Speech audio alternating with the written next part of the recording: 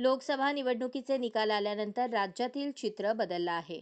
महायुतीला निवडणुकीत मोठं अपयश आलं तर महाविकास आघाडीला यश आलं आहे. 4-5 महिन्यांवर लोकसभा निवडणुका आल्या आहेत. या पार्श्वभूमीवर महायुती आणि महाविकास आघाडीकडून वेगवेगळे दावे केले जात आहेत. शिंदे गटाचे ठाण्यातील खासदार नरेश मस्के यांनीही एक दावा करून खळबळ उडवून दिली आहे. लोकसभा निवडणुकीतील अपयशामुळे महायुतीत खळबळ उडालेली आहे.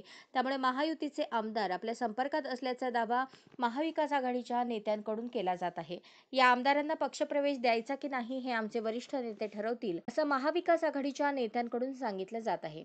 ही चर्चा सुरू असतानाच आता शिंदे गटाकडूनही मोठा दावा केला जात आहे. शिंदे गटाचे ठाण्यातील नवनिर्वाचित खासदार नरेश मस्के यांनी एक मोठा दावा करून खळबळ उडवून दिली आहे. देशात पंतप्रधान नरेंद्र मोदी यांच्या नेतृत्वाखाली एनडीएचं सरकार आलं आहे. आमच्या सरकारला पूर्ण बहुमत आहे. हे सरकार 5 वर्ष व्यवस्थित कारभार करेल, असं सांगतानाच उद्धव ठाकरे यांच्या गटाचे 2 खासदार नरेंद्र मोदी यांना पाठिंबा देणार आहेत, असा दावा नरेश मस्के यांनी केला आहे. मस्के यांच्या दाव्याने खळबळ उडाली आहे. ठाकरे गटात पुन्हा एकदा राजकीय भूकंप होणार की काय अशी चर्चा रंगू लागली आहे. तर दुसरीकडे मोदींना कोणते 2 खासदार पाठिंबा देणार याची उत्सुकता सर्वांनाच लागली आहे. ठाकरे गटातून निवडून आलेल्या 2 खासदारांनी मुख्यमंत्री एकनाथ शिंदे यांना संपर्क साधला आहे.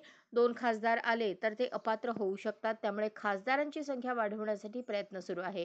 किमान उबाठा गटातून 9 खासदार येणं आवश्यक आहे, तर अपात्रतेचा निकष लागू शकणार नाही.